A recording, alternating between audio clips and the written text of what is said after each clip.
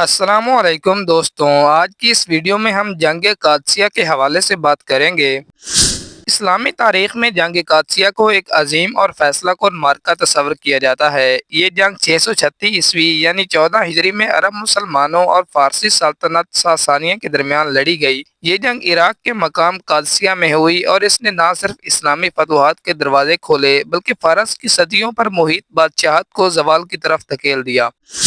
ایران کی ساسانی سلطنت ایک بڑی اور مضبوط سلطنت تھی، جبکہ عرب مسلمانوں کی قوت کا سورج ابھی ابھر رہا تھا۔ خلیفہ دوم حضرت عمر بن خطاب رضی اللہ تعالیٰ عنہ کے دور میں اسلامی ریاست کو وسعت مل رہی تھی۔ حضرت خالد بن ولید رضی اللہ تعالیٰ عنہ اور دوسرے جرنیل شام و عراق میں فتوحات حاصل کر چکے تھے۔ حضرت سعد بن ابی وقاص رضی اللہ تعالیٰ عنہ کو عراق کی فتوحات کی ذمہ داری سونپی گئی اور وہ لشکر کے ساتھ قادسیہ کے مقام پر پہنچے۔ ادھر فارسی سلطنت کے بادشاہ یزدگرد سوم نے مسلمانوں کا راستہ روکنے کے لیے ایک بڑی فوج روانہ کی، جس کی قیادت رستم فرغزاد جیسے تجربہ کار سپہ سالار کے ہاتھ میں تھی۔ رستم نے قادسیہ میں خیمہ زن ہو کر جنگی تیاریاں شروع کی۔ مسلمانوں کی فوجی تعداد فارسی فوج سے کم تھی، مگر ایمان، یقین اور جہاد کی روح نے انہیں مضبوط بنایا ہوا تھا۔ حضرت سعد بن ابی وقاص رضی اللہ تعالیٰ عنہ اس وقت ایک بیماری میں مبتلا تھے اور قلعے میں بیٹھ کر جنگ کی قیادت کر رہے تھے، جبکہ عملی میدان میں حضرت خالد بن ارفتہ، قعقاع بن عمرو، عاصم بن عمرو بن مرا اور دوسرے صحابہ نے اہم کردار ادا کیا۔ جنگ قادسیہ کئی دنوں تک جاری رہی۔ پہلے دن سخت لڑائی ہوئی جس میں دونوں طرف سے شدید جانی نقصان ہوا۔ دوسرے دن قعقاع بن عمرو نے اپنی فوج کے ساتھ میدان میں داخل ہو کر جوش و ولولہ پیدا کیا اور دشمنوں کی صفوں میں کھلبلی مچا دی۔ تیسرا دن فیصلہ کن تھا۔ فارسیوں کے پاس ہاتھیوں کی ایک بڑی تعداد تھی جنہوں نے مسلمانوں کو کافی نقصان پہنچایا، مگر مسلمانوں نے ہاتھیوں کی آنکھوں میں تیر مار کر انہیں بھگا دیا۔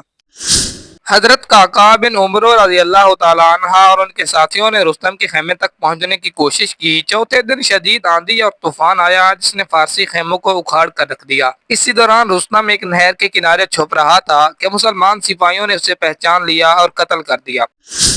رستم کے قتل کے بعد فارسی فوج کا حوصلہ ٹوٹ گیا اور وہ میدان چھوڑ کر بھاگ گئی۔ مسلمانوں نے بھرپور تعاقب کیا اور فتح کو مکمل کیا۔ اس فتح کے بعد مسلمانوں کے لیے عراق اور فارس کے دروازے کھول گئے۔ اس کے بعد مشہور معرکہ جنگ نہاوند بھی ہوا جس نے ساسانی سلطنت کا مکمل خاتمہ کر دیا۔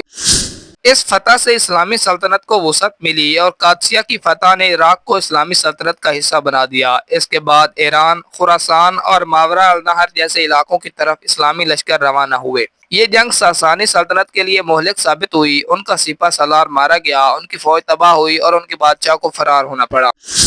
قادسیہ کے بعد مسلمان عراق میں داخل ہوئے تو انہوں نے وہاں کی عوام کے ساتھ انصاف کیا، ان کے مذہب میں مداخلت نہیں کی اور عدل و مساوات کا عملی مظاہرہ کیا۔ جنگ قادسیہ ایک چھوٹی فوج کی بڑی فتح کی مثال ہے۔ یہ جنگ ہمیں یہ سبق دیتی ہے کہ اگر نیت خالص ہو، قیادت ایماندار ہو اور مقصد اللہ کی رضا ہو تو کامیابی یقینی ہوتی ہے۔ حضرت سعد بن ابی وقاص، حضرت قعقاع بن عمرو، حضرت عاصم بن عمرو اور دیگر صحابہ رضی اللہ تعالیٰ عنہ نے اپنی جانوں کا نذرانہ دے کر اسلام کو سربلند کیا۔